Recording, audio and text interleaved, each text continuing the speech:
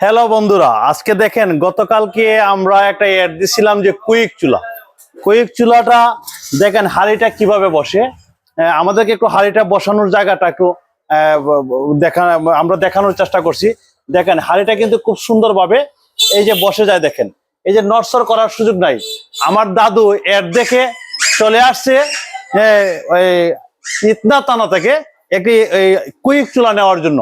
এবং এই চুলাটা দেখেন এই চুলাটা দেখেন ছোট ছোট হাঁড়িগুলো দেখেন সুন্দরভাবে বসে, যেগুলো মনে করেন বসার পরে নড়চড়ার করবে না, কারণ সে এটা তো একটা গর্ত।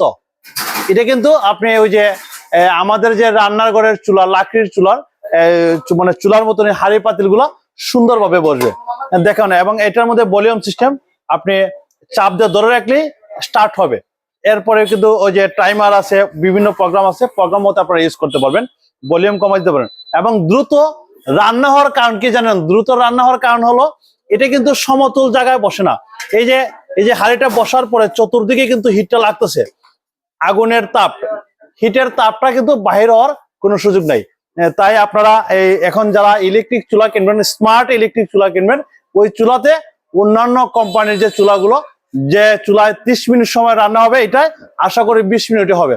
20 মিনিট হলে আপনার বিদ্যুৎ সাশ্রয় হবে, বিল কম আসবে, এবং আপনার রান্না হবে সুন্দর, হাঁড়িগুলা নড়চড় করবে না। ধন্যবাদ।